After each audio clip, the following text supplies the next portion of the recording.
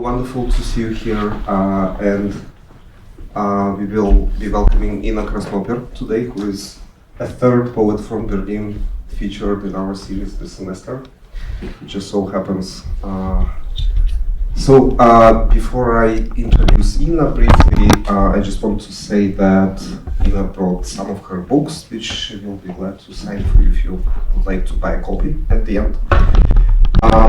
And also, if you don't know, if you do not receive our announcements and would be interested in coming to more events, you can always find them on reeechunter.com or on our social media, Tamizdat on Facebook and Instagram. So Inna Krasnoper, who is with us today on her tour in the US, she's a poet and artist who was born in Ufa, in Bashqortostan, and she is living in Berlin since 2011. She graduated from the Chto collective School of Engaged Art in Petersburg, and then holds a BA in dance context choreography from the University of Arts in Berlin. Her Russian language poetry collections, some of which are here, include Nitki, торчат, published by Voznesensky Center, Дорогой, человек, which is the most recent book published by Inno this year, and her verse also appeared in Vozdukh, in Translit, in Zerkalo, Nosorog, F-pis'mo, and other periodicals. She's been translated into German, English, Polish, and her English full book-length edition is, I believe, coming out from Veliz Books in March. So we are joined also today by Elina Alter, who will join Inna later, and I will leave it up to you to introduce Elina, but Elina is someone who is working on the English translations of Inna's Translingual poetry, which must be difficult. Anyway, so Inna will read and perform some of her work in these three languages, or between these three languages, and of course at the end, as always, we will have time for questions and for conversation on topics that you would be interested to ask questions about. All right, thank you once again for coming. Let's welcome Inna to Hunter. Thanks.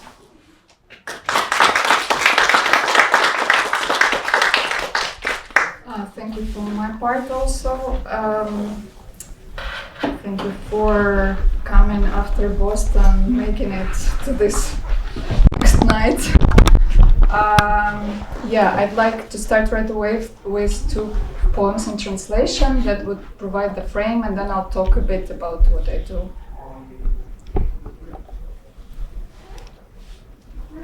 Вначале было слово, и слово было словце, и слово упало. Потом было яце, яце ходила по яце, за яце, яце укрывалась.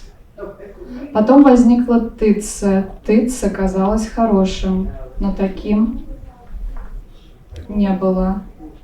Для кого-то тыце было яце, но так и так они пинались. Потом слово пришло на помощь яце и тыце, но они не стали аниться, потому что для аницы нужно не слово или не то слово. Пока слово находилось в падении, я ударила голову, заблокировав взгляд. Взгляд был еще хуже слова, потому что он кончался. Взгляд обнаруживал и называл. Валились и взгляд, и слово, сыпались поставщики. Постовые выглядывали из своих постовых мест. Никто не выл, или воя не было слышно. Было слышно: заполните форму, вы же еще человек, а я нет. Я, цокая по полу, хожу, сметаю на своем пути, табуретку двигаю, и она скрипит, скрывает разъединение в одном месте, потом в другом месте. Разъединение идет от слова. единый. Единый был сначала, ел себя, потом ел яйца, цеплялся, цепко брался за руки. Smashed. In the beginning was a word, and the word was said. Word, and the word has fallen. Then there was said I. Said I walked over said I, and after said egg, and was hid. Then said you appeared, and it appeared to be good, but said to it wasn't. For some said you was said I, but so it went, they were up, said. Then a word came to set them straight, but they couldn't be set, so for to set them, no word will do. Doesn't even begin to describe it. Whilst the word was a falling, an apple of the eye hit the head, blocking eye sight. The sight was worse than the word. At the end of the sight it came to an end. Sight put the inside outside. It fell for sight, and word fell, it was fall all around. Suppliers ran out of supplements. Sentries were set to look out of entry boxes. Not one said a word, or it wasn't heard. One could hear, fill in the form, fill in the form. You are still a human being. Me? Not though. I'm setting out, sweeping out of my way, dragging a stool. And it creaks. It does creak. Hides a crack here and there. A crack is disunion. It comes from the word one. One was in the beginning.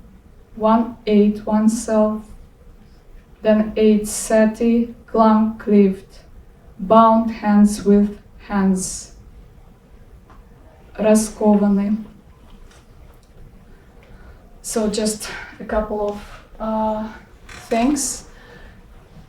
Slovce is diminutive for word, but also tse is Ukrainian for this. Then this tse joins ya, ty, ani to create new subjects. When I would translate it into English, I came up with French, adding French, so it's kind of constructed. It's not, but then I could work more with interlingual paronymy, like German I for egg, and work more with set, English set, site, that kind of also sounds. Yes, and the next poem. So this is the poem that was originally in English, but then and usually I don't translate my work into Russian, since it's already in a more accessible language, let's say. But here I was curious about this, that the носитель is a very physical expression. So I just read the two.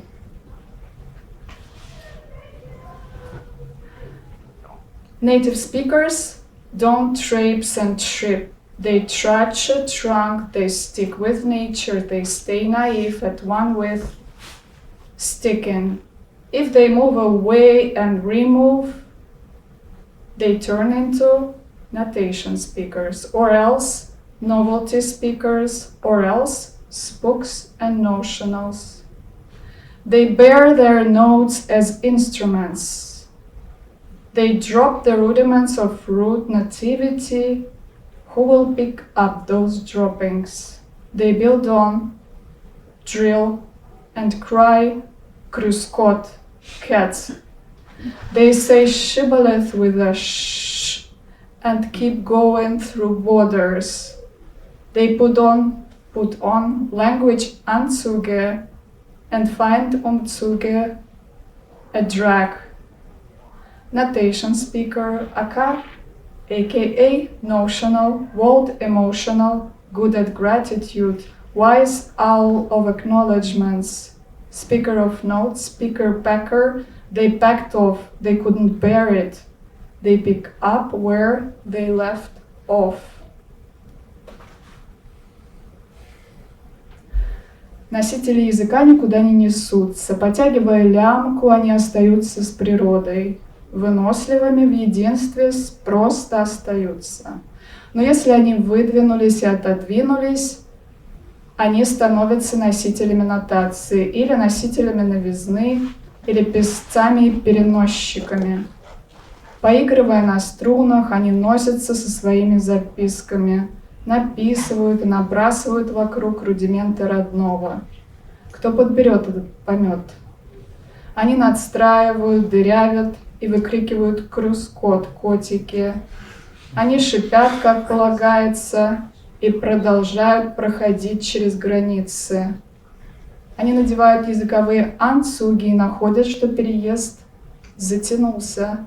Носители нотации, они же переносчики, с ноющим сердцем, преуспевающие в благодарностях, где аукнется, там и откликнется, докладчики заметок четенько выметающие. Они смылись отсюда, не вынесли, и берутся за работу в том месте, где остановились.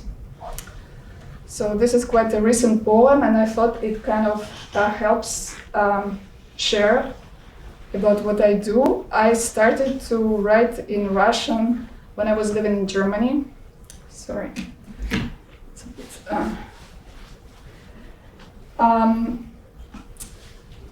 so kind of when my first language started to transform, this was for me the initial kind of move to go for poetry. I was noting what was happening to my language, and I thought, and I was also lucky at that moment. I kind of went to the seminar of Alexander Skidan, and he said that I should just kind of like record that speech or record that what was happening, and that turned into my poetic practice.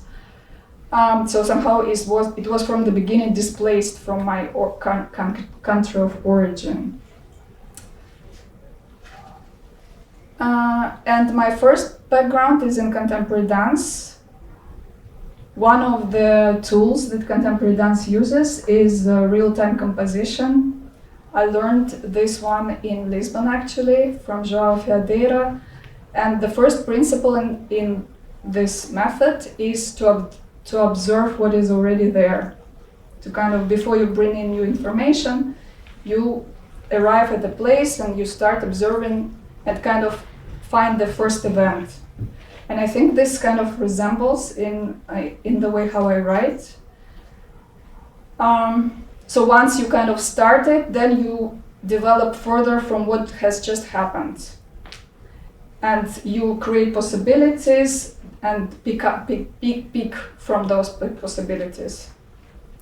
So I think when I write, I kind of pin something down at first, and then through repetition, I develop it further, allowing accidents to happen and to kind of change the course until it sums up in some way. Also, I actually shouldn't have seen that.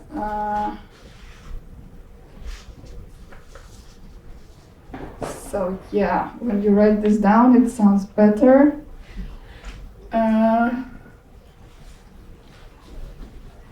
In the recent years, I started to combine poetry and performance and to work with visual poetry. My English language practice is not much older than my Russophone practice, just 2 years. So I'm gonna perform a couple of those.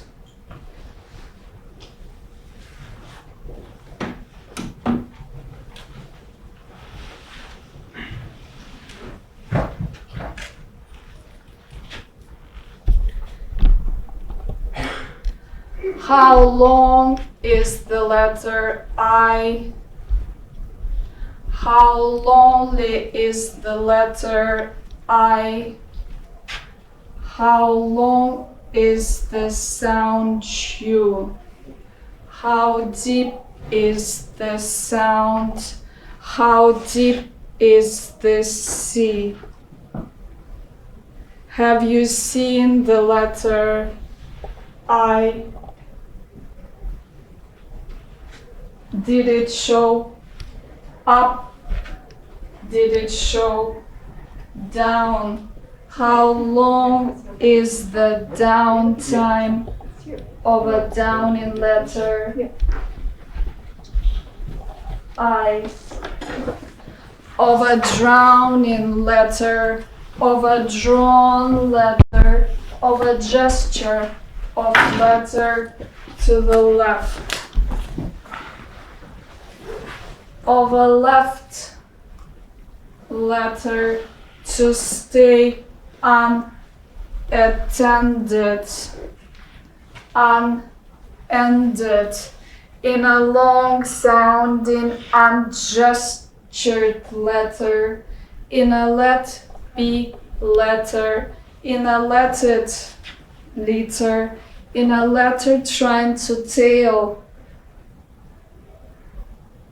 let, in pursuing the letter, in catching the letter at its end, having consulted with the tailor. Have you seen a noun? It's in town. It's a noun in every side of the town. It's a town in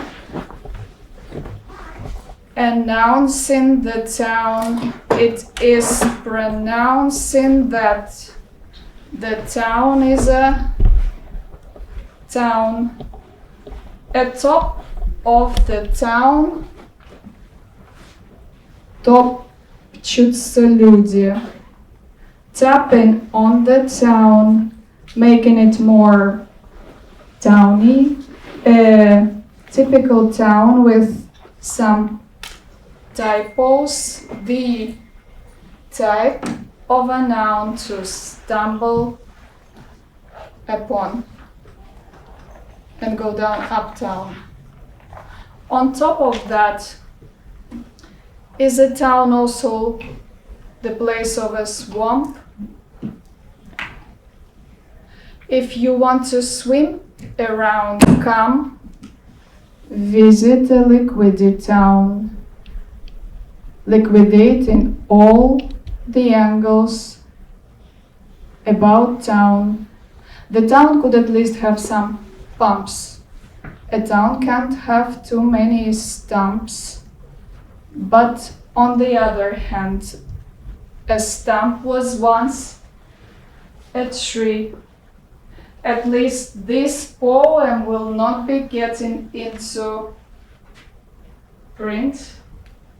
Its noun and no noun are not remarkable. It will not mark a town with its print. It might walk around, leaving some trace, a trace of a to be left alone. Let us think on a clear day, sitting down on stump and stone. The final two lines are from Alexander Vedensky's poem An Invitation for Me to Think, translated by Matvey Yankelevich.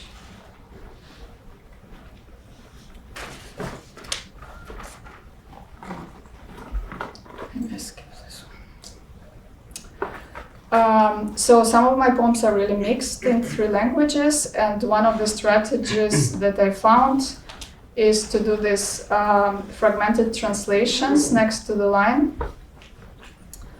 Even though sometimes I question this decision and wish at one point I could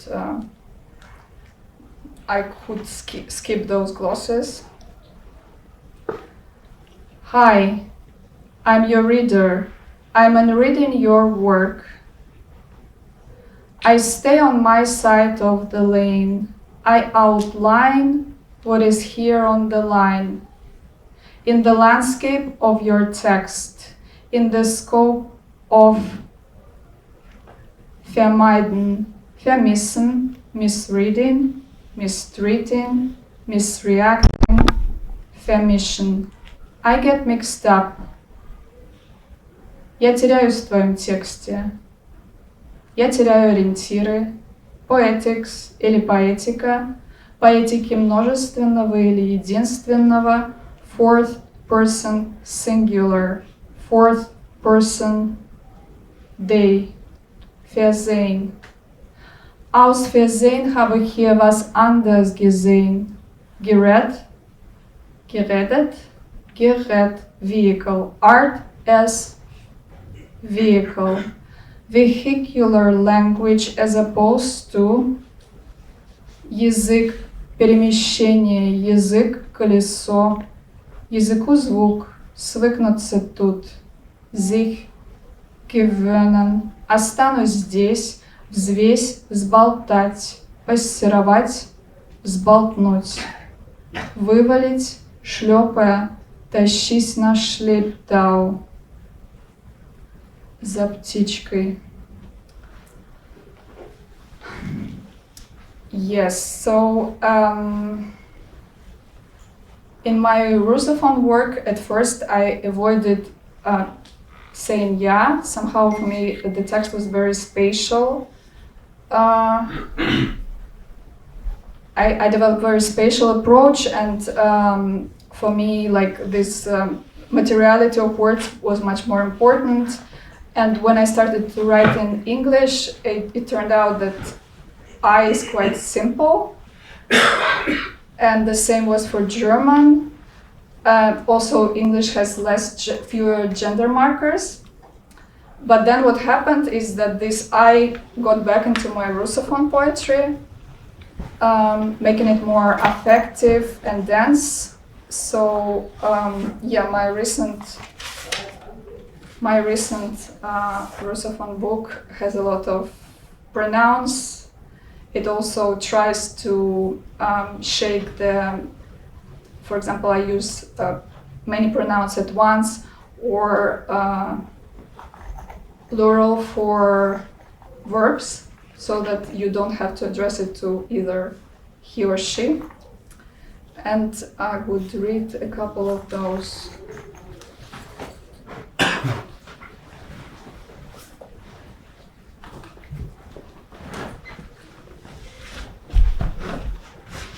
Ты видели, там похоронен наш язык. Ты видели, там развивался наш язык, флаг наш. Ты видели, моросил дождь, спускалась хоронная церемония. Хором шли за ней куски завязи, увязали ошметки загрязи, слипались, проливаливались. Ты видели, язык не чешется и не горчит. Он не шершавый, видели ты? Он, она, наш язык. Ты видели, разверзалась пропасть под «ы», под «ито», под «ста». Ты видели, смотреть было некуда. Ты видели, желтизна шелестела. Ты 6 в уме видели, слышали ты. Ты слышали, шуршали по скребушке. Ты слышали, никакие бедра не раскрывались в прыжке. Ты слышали, о цветках не сцветают. Ты слышали, шелк не слагается. Ты слышали, отброшенные ты. твы, ты, вы, твое, твое. Творчато слышали ты, наблюдали ли? В створках все слышали ты. Розлягаются поверх справа и слева от. Отворяй ворота. Вот она. Тот. Та. Тот is also that in German and указательное местоимение.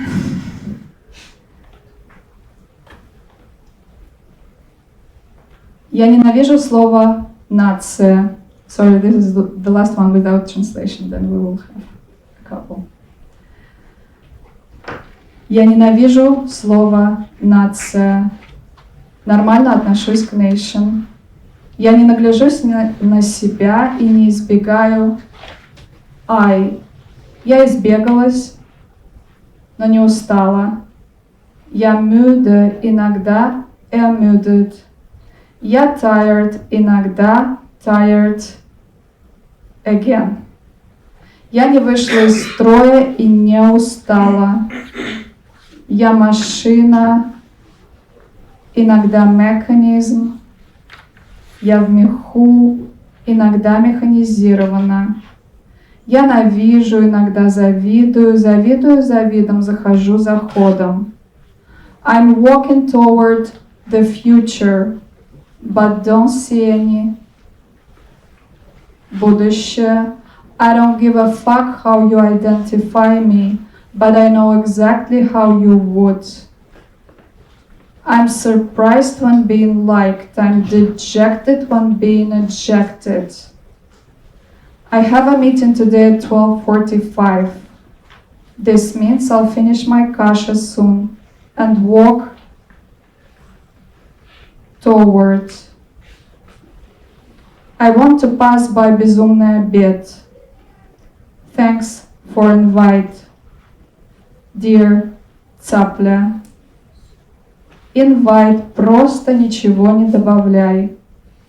Uninvite, ununiversalize, unreply, unrepeat, unrestore, repose, suppose, oppose, oppress, оправду, а вы, мы, сел. Оса уселась на забор и стала выть поверх двора. Дву-ра, два, жды, ра. Распоротый поголь. Yash, actually I changed my mind. Could you introduce Elina so that I have a couple of minutes? Okay, where does it start? Well, it's an honor to introduce Elina. You don't have to, I can just... And to welcome Elina back to this room here. So she's a writer and translator. Her translation of Oksana Vasyakina's novel Bund was one of the New Yorker's best books of the year. And the translation of the sequel Step is forthcoming, Step in English. She's also the translator of Alla Garbunova's It's the End of the World, My Love, and her upcoming story collection Things and Thoughts. That's it. Great. Thank you.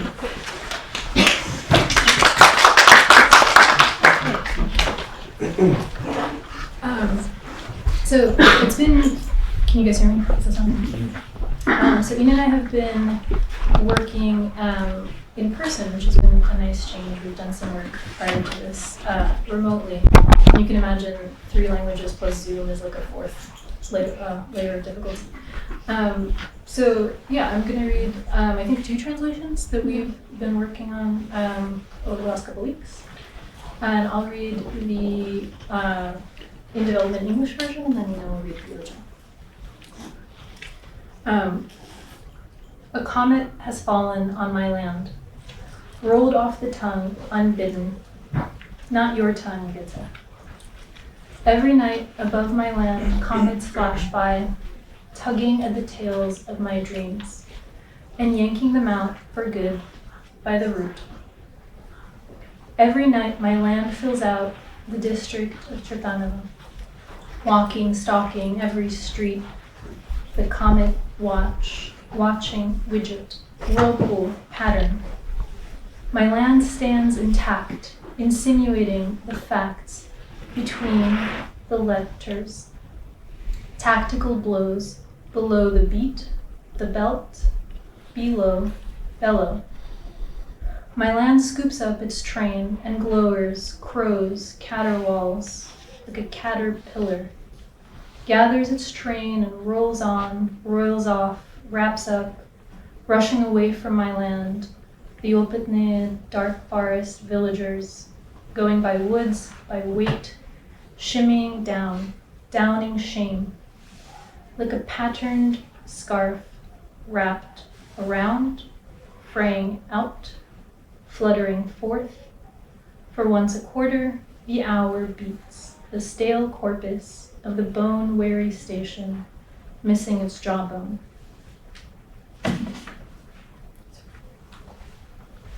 На мою землю свалилась комета.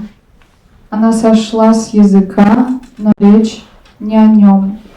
Каждую ночь вокруг моей земли сверкают кометы. Они подбирают хвосты моих снов и выдергивают их навсегда с корнем. Каждую ночь моя земля наполняет Чертаново. Каждую улицу ходит и обходит вокруг. Кометный дозор, острометный прибор, водоворотный узор. Моя земля стоит интакт, но ее уже нет. Она заходит, Andrea. I really asked you last time not to do the flash. Она заходит за такт. Тактический удар в подтакт, поддых, подворот. Подворачивает моя земля подол и зыркает, каркает, как каракатица, подбирает подол и закатывает, залатывает, отлетает от моей земли. Опытные чернолесы отходят лесом под весом, спускаются вниз, надевая позор, как узор, чей-то намотанный шарф, размахрившийся раз, шевелившийся раз в квартал, бьют часы по талому стану, уставший станции, утративший челюсть.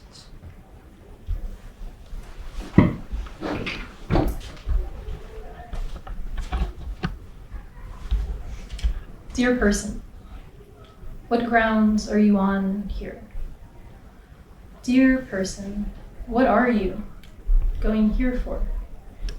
Dear presently proximal person, you've lost your compass, rerouting. Dear person, empty handling. Dear person, person dearest, resting 1 foot of the rest area. Dear bare naked person, bear that away, will you? Dear bale person, hardly a person, anyway. Dear scope of person, have incited your set sense. Dear estranged person, an honor to show you the door. Dear fish person, fowl person, whale person, less of. Spelled backwards, the other way. Dear estranged person's flip side, where person, dear, flopping, cracking through wards of walnuts. Dear warthog, zebra, and lynx. Dear yak and midnight snack. Dear person, faithfully, the core of your memory remains intact. Dear pip and pod, dear puppy, dear poppy. Posterior, her son. Good person's greatest person. Good name in vain. Dear frightened person, vanishing through the fire exit. Dear person, off-site, no shoulder to offer. Дорогой человек, ходишь ты чего поверх? Дорогой человек, ты чего тут ходишь? Дорогой уж local человек, вектор потерял, пути спутал. Дорогой человек, руки пустые. Дорогой человек, человек дорогой, дорогой ни одной ногой. Дорогой голый человек, голень прибери. Дорогой глыба человек, ты не человек совсем. Дорогие сети человека, не было на вас сроду. Дорогой не родной человек, честь имею. Дорогой рыба человек, утка человек, живчик человек, кичвок. Наоборот. Дорогая сторона неродного человека, оборотная. Дорогой оборотень человека, зубом грецкий орех. Дорогие зубр, зебра и рысь. Дорогой сурок и ночной сырок. Дорогой рог человека, память не пропьешь. Дорогая почка и сучок, дорогой щеночек. Дорогая ночка, нычка, чело века. Доброго человека, дорогой человек. Доброго имени из пустого.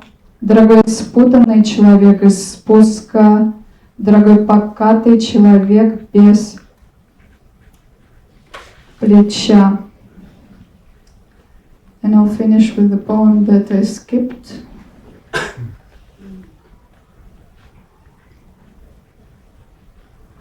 It is the end of the day. What matters at the end of the day? Time is not there for us. It is not there for them. Time belongs to a body of work to be dealt with by dawn. The business is sketchy, it's a draft. Skipping a couple of days. Time is of the essence, but it runs off course, has rolled, but that course taucht ein in die Täuschung, in the name and mire of hope. Thank you.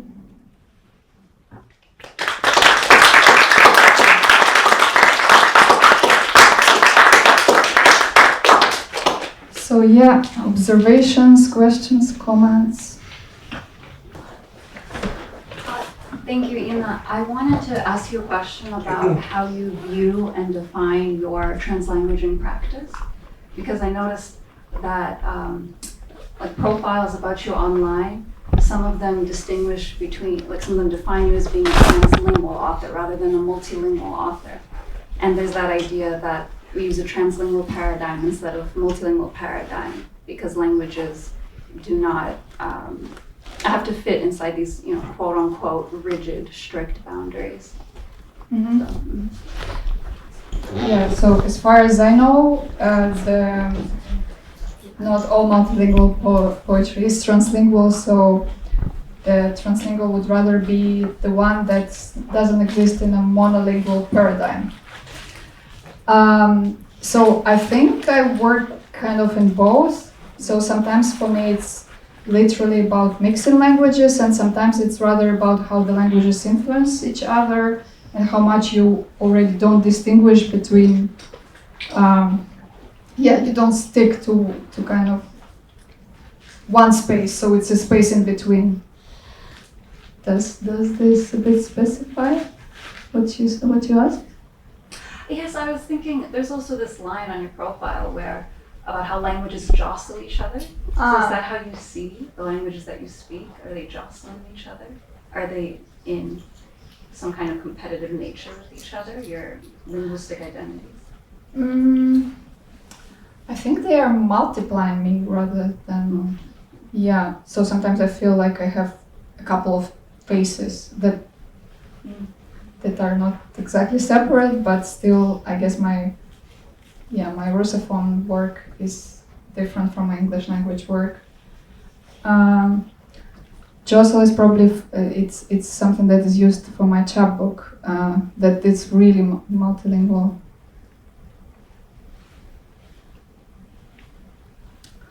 Yeah, I have one poem where I ask myself, is another language a rival? So sometimes they do compete. Or, yeah, I kind of like try to find space for every bit of those me that is there. Thank you. Also, I guess institutionally, like, it's very different to be a Russophone poet or an English language poet or an English language poet that is not based in an English language country. So there is a lot to kind of to deal with. I really enjoyed the movement, and I'm wondering, you can hear me. I can hear it. Yeah, it's fine. Are you planning to expand that practice? Because I found that really interesting. Yeah, I already like the most intense performance that I had so far in relation to combining the poetry and dance was in a dance space. So you actually do depend on space, and also I guess you depend on expectations. Sometimes I really like there is no fourth wall, so I do see your faces. I see the confusion. And how far I go also depends on you, let's say. So I kind of experiment on it. I don't really want to create a very fixed stage performance. I rather want to find every time a situation where I address people with this practice that is weird, but I think it's worth it.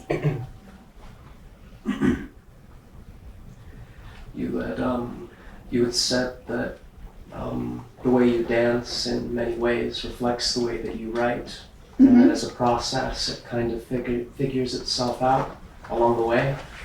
Do you ever try to write in the style of a different kind of dance?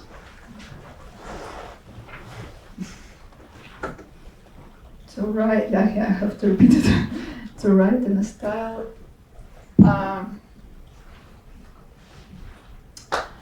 I think I'm quite limited in both. I mean, despite the languages. So the way I move very much depends on what I've been practicing for years. I don't really, so it's rather depends on the intensity. So sometimes it's very gestural and sometimes it's rather physical and engages like less control. So I don't think I kind of try to intentionally influence one or the other. So I rather like keep doing both and see what happens.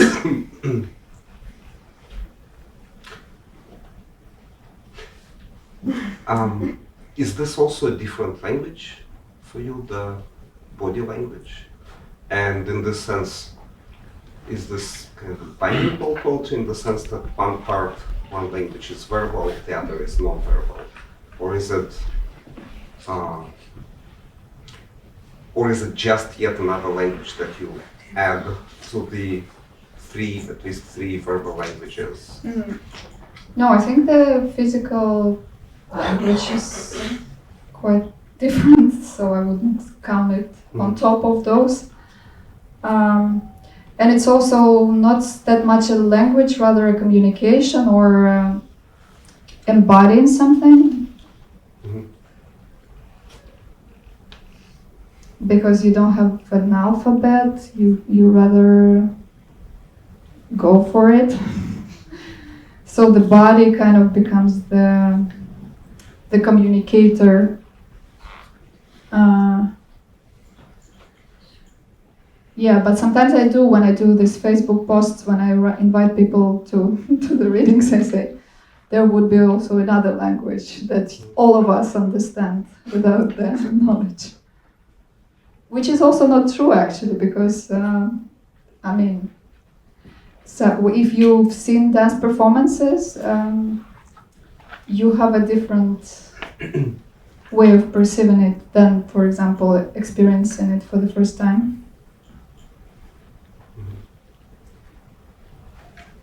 just to follow up, but so dance also has notation. So when you improvise, so what you try to align, I'm not sure it's the right word, but your poetry and a dance. So the dance is improvised, or you have something set? Yeah, I skipped this part. Thank you for the question. I skipped it because somehow what you prepared on the paper and what comes to your mind are two different things. So I don't really work with fixed movement, but rather a score or some kind of markers that you would set for each performance.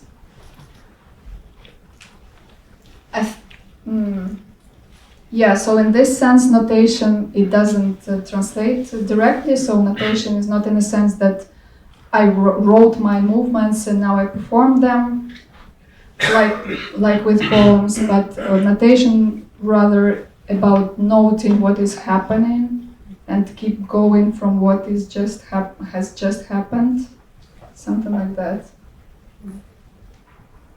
So it's not a direct meaning of notation. Or also, this notation speaker that I kind of grabbed onto versus native speaker, because supposedly native speaker is something that you hold very strongly, and I feel I don't hold anything, so I keep moving. Mm-hmm. You know, in your first poem, there was this play with tse. So, and I just want to know, how did you find out that it was Ukrainian? Or do you know that it was Ukrainian in the first place, or just keep going? Sure. I mean, I think tse is quite like many people know, and that poem is from 2020. So I think I would be more aware if I wrote it later. I think this whole thing, this whole slow tse triggers separation of tse and attaching it to other words so that it becomes something else. And I don't know French that much, but I felt like if the original is already kind of having more than one, it has to transform into the translation. You mentioned doing these performances in dance spaces. If this was done in a dance space, is there something identifiable that would be different about? I mean, I guess would the dance be more predominant or more extensive, and the reading part sort of more diminished, or is it just depend on?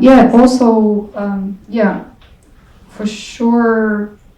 In a dance space, it would be more of a performance. And I think you've been to one. Also, if it's more of a performance, then sometimes you hear less. You know, if you go more physical, then the text starts to transform. Sometimes also people say that they think that I improvise the text. I mean, here you wouldn't have this question since you had the projection. So you knew the text, but sometimes I get this feedback that my movement emerges as much as my text, and I think if I would go for more of movement, the text starts to shake more.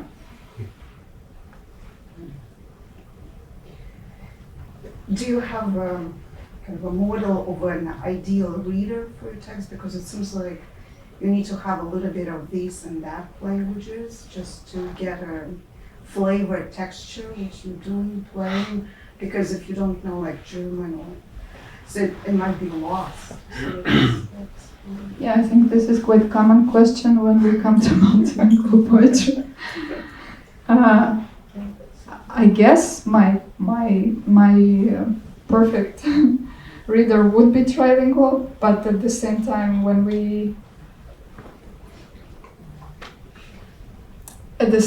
I'm happy to do it here and not in Berlin, for example, because only now I feel that my English is actually displaced. I thought my English was good, and then now I hear you, and it's another physicality of a language when it's more lived, when it's more spoken around. And I think poetry doesn't need to be fully comprehensible. And if it's embodied, if it's kind of like works a lot with sound, with these borders of sound and meaning, then you would have access to it even if you don't understand all of the words.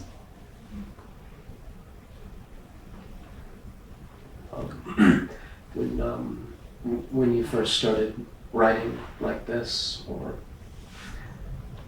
thinking in these terms, were there any authors or filmmakers or artists who inspired you early on?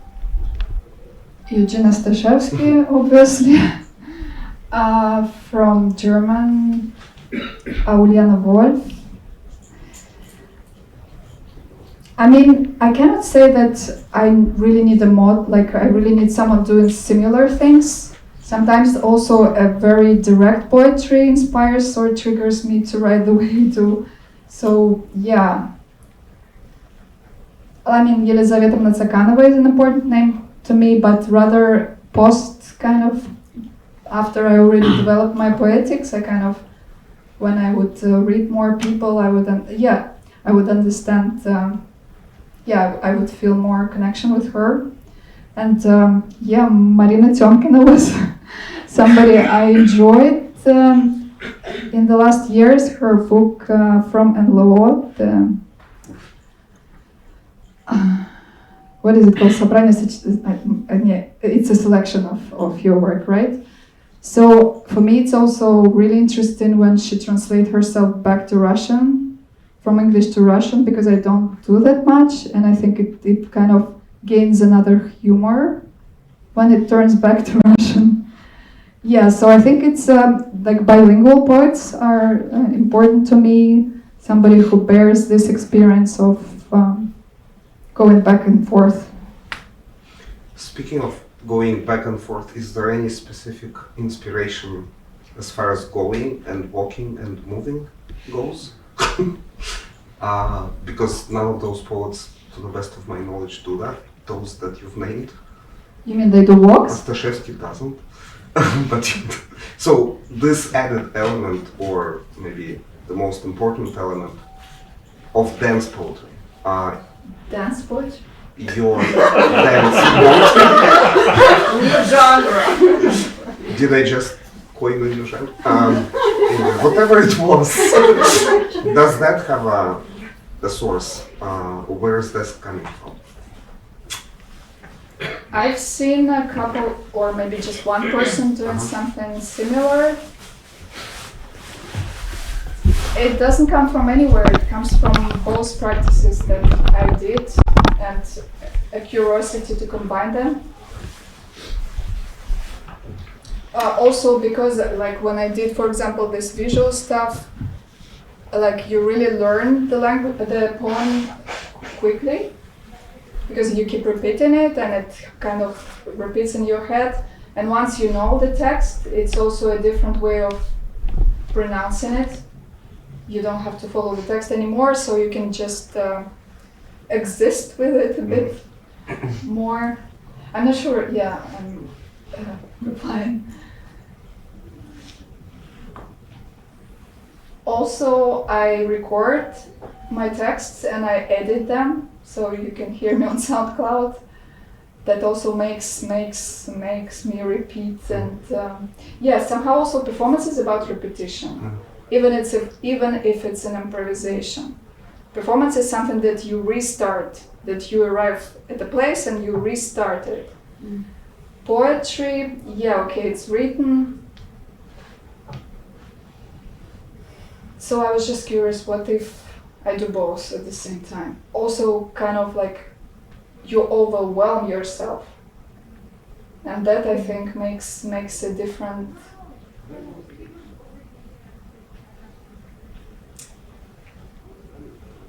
It just, it makes people feel something else than if you are reciting, than if you are reading poetry. Then it's more like, questions of, is it a good poetry? Is it a bad poetry? Do I have a connection? Bad poetry is better. Sorry? the good poetry with bad poetry is better.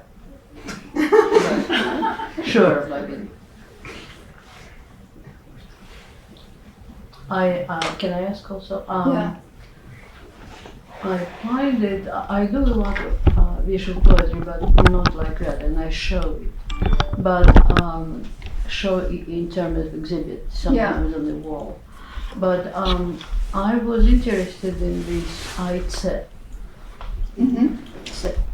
So was it an attempt to make like a hybrid of the Russian-Ukrainian? Was it a kind of, because like many poets and not poets have resentment towards the Russian language now, Yeah. which is understandable. But at the same time, we cannot say that, okay, how can you write in the language of the occupant? I know that Misha Shishkin gave a big interview in Le Monde that he switched into German because he doesn't want to write in the language of the occupant. So this is kind of extreme statement, right?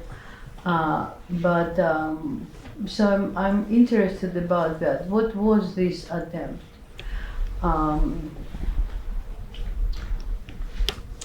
So this poem, as I mentioned, it's from 2020, and it's rather about love. Sorry.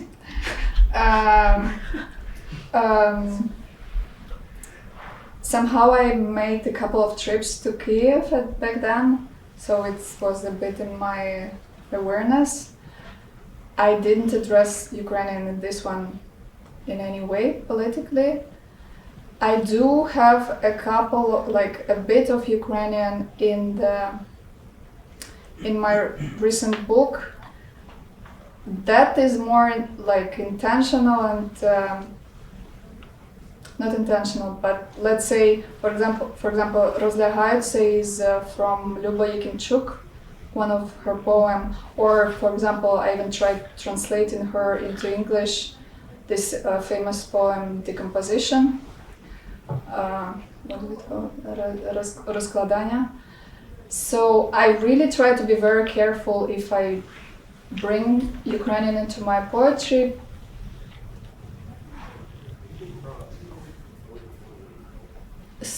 And to do it rather, so I would never try to write in Ukrainian. I think it's just, if I would switch, of course I would switch to English or to German. But I don't think that this specific small quotes are kind of hurtful. I think it's rather a dialogue with that culture or with that language, with that poetry.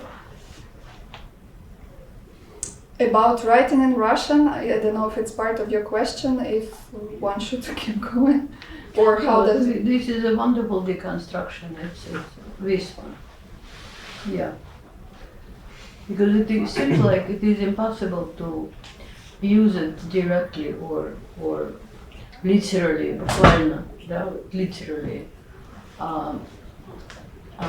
It's a dead end, kind of. You mean to use Russian? Mm. Yes, I was a bit lucky, I guess, in a way that my poetics was already broken from the beginning. So it just kept growing in all of the directions. So I never had a normative language to speak with. And of course, at first, after the full-scale invasion started, I had difficulty to write in Russian. At the same time, I felt self-censorship doesn't help. And I was also happy when I was writing less.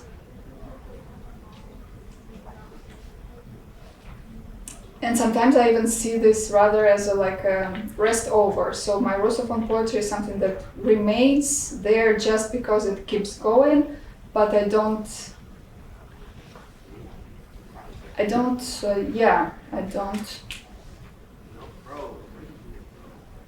Now I want somebody who have answered those questions to be somebody who... So for me, it's rather a physical process. Like, I don't deny it, I just allow it to keep going, but not work so much on my Russophone career or whatever that is. And I never was really a person who would search for poetics, like search for ways of of writing NU. I was always like somebody who would just keep, what is it called? Keep digest and keep like Nosorog.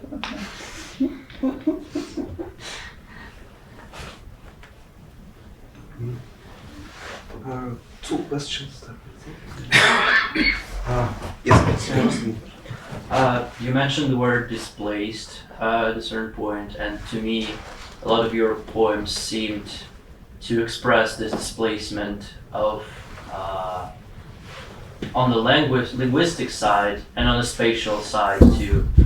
And I wanted to ask if your personal experience of being sort of displaced from the country where you were born and needing to explore foreign spaces and foreign languages impacted your poetry, and if so, did you feel that there were certain stages you had to go through and your language had to go through, or was it a more of a homogeneous state of disjointment and dislocation?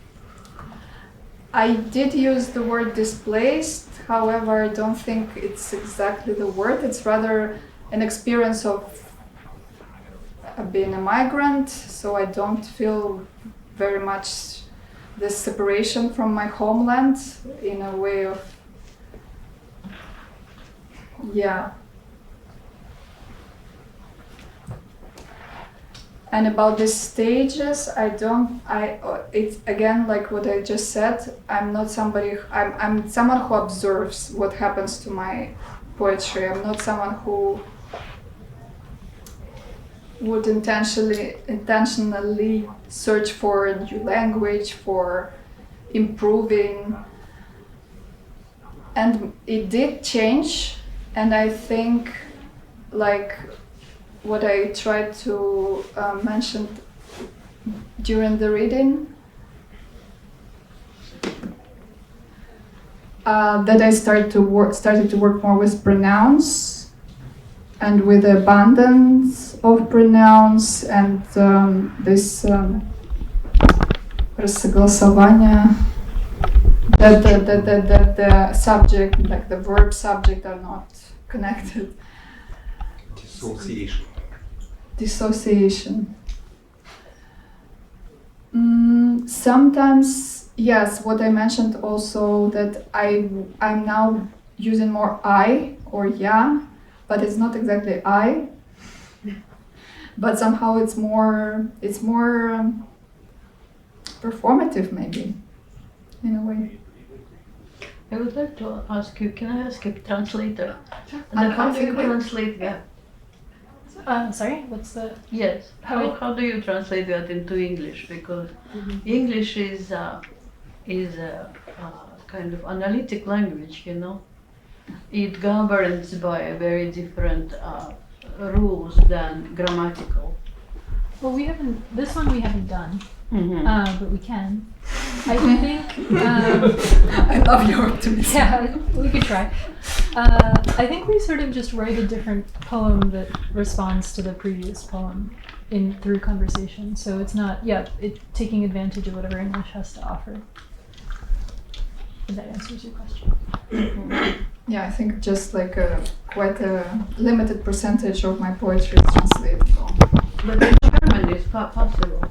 Into German, probably. It might be more translated. Yeah. Sorry, I think we have a question that. Yeah. I don't know if this is relevant, but 1960s and 70s, there was a poetry movement in the US called the language poets, and they rejected this, they despised this idea of poetry as expression and creativity, and instead they played with language as raw material, like where, the sound of a word, or not language as a signifying system, but the signifier itself, And I'm curious if I see if you think it's appropriate to draw affinities between your work and that type of movement, because I see you're playing with, paronyms and homonyms and things like, have you seen the letter L? Has it shown up? Has it shown down? And it's not about like this very classical idea of the expressive poet, but instead you're playing with the language as a raw material. Yeah, but also it's meta-linguistic narratives that I'm busy a lot with, like about language itself, about speaking, about addressing. So I don't think it's just the language writing line, let's say. Also, Russophone poetry has big history for like formalism, and the people who worked a lot with separation of words, like creating new words. So I guess I have the relation to both, but at the same time I try to insist that I'm not working to revive a tradition. I think I'm still very much now. So sometimes in terms of poetics, you can easily attach me to those traditions, but yeah, I hope I have more to say than just than trying to repeat what was already there. Oh, sure. Yeah, I didn't mean that you were just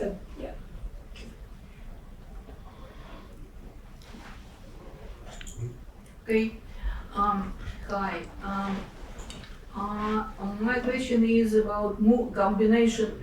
You combine you're trying to combine in your performances, say, movement and poetry, dance and poetry. Do you know other poets who also try to do this? And are you planning maybe sometime to have to perform with other poets who also combine it and try to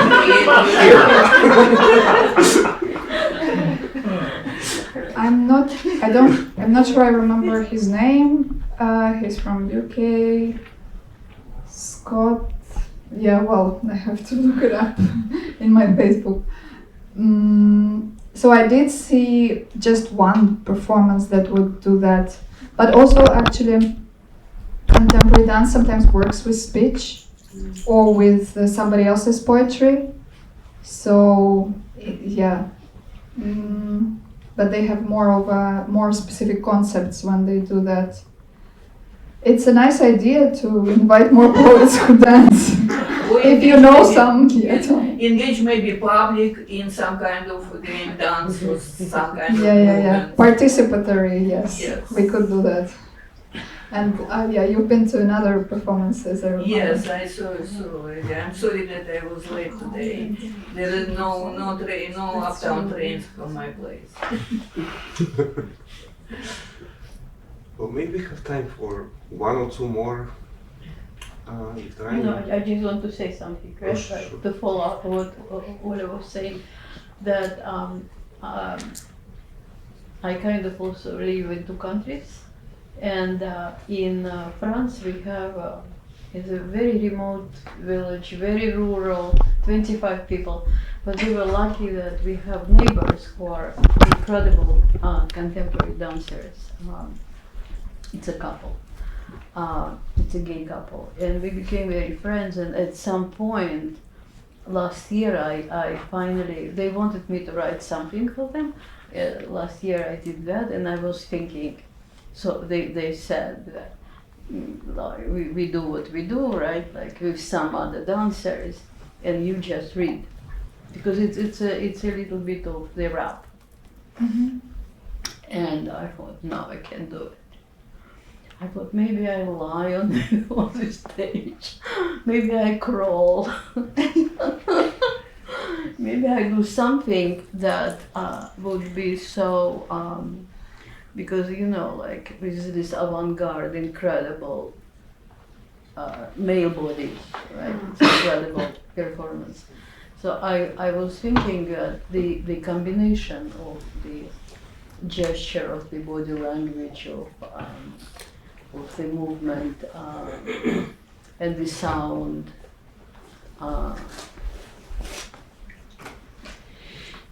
because the sense, I think it's somewhere in between, right? Like sense. If there is a sense, do we need the sense? I'm not sure. Or there are also senses. Yeah. Mm-hmm. Right. I think many people do work with, like, when there are collaborations, when there are like somebody who just dances, somebody who just pronounces or does music. So these collaborations we know. So I was curious, what if you combine it in one body? Like. And also кричалки, you know? Like Priga, for instance, like it was yelling, screaming, but it was a lot of movement, like on the table, like it was like those people who know these incredible performances. But with кричалки, with screaming, yelling, screaming, shouting. Didn't Renikanova do some of that, no? I haven't. Is there documentation? I've seen a few videos which were suggestive of sort of like kind of movement she made as she performed her poetry, but have not seen enough footage. But there's something there. I'm gonna look into them. You know, Sergei Renikanova. Yeah, I'll try. I think she was on the did something else.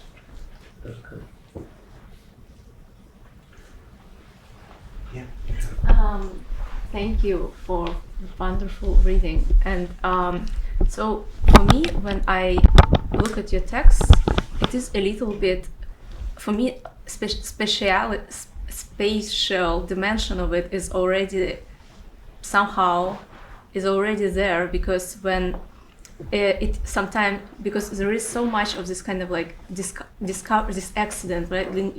Like homonyms, something resembling something, misreading, right?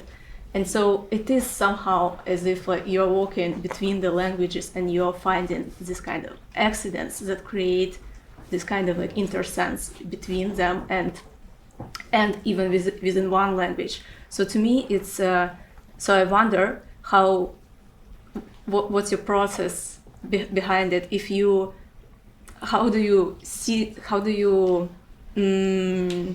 discover these things? Is it something coming from your everyday life, or is it something that you do completely on paper, like intellectually? Like, what is it?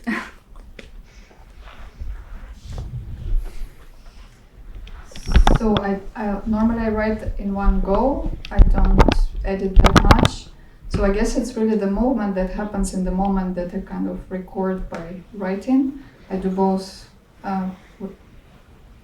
manual and on device.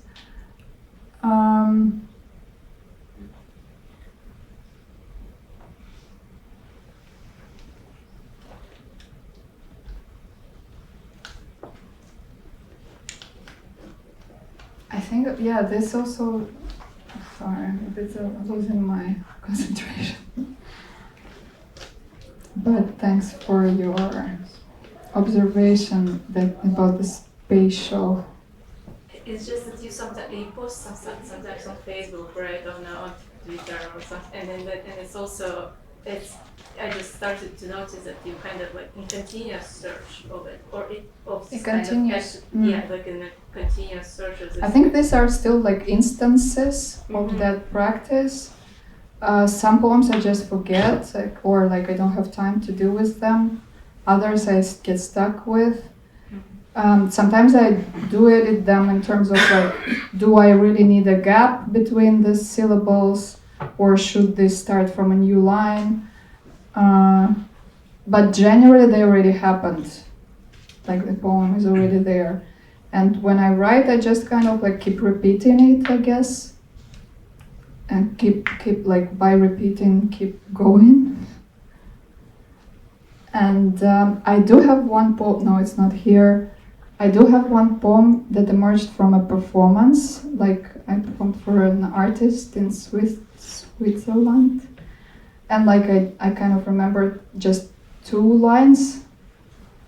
And then I recovered it, but of course it was already another poem. Like, yeah, that's like the exception. But otherwise, I'm quite a normative poet that just starts with the first line and has to write it down. But I have to also finish today, or yeah. The day that the poem started, unless it's in the midnight that I started. Well, I think it's a good note to finish today. Thank you so much. Thank you.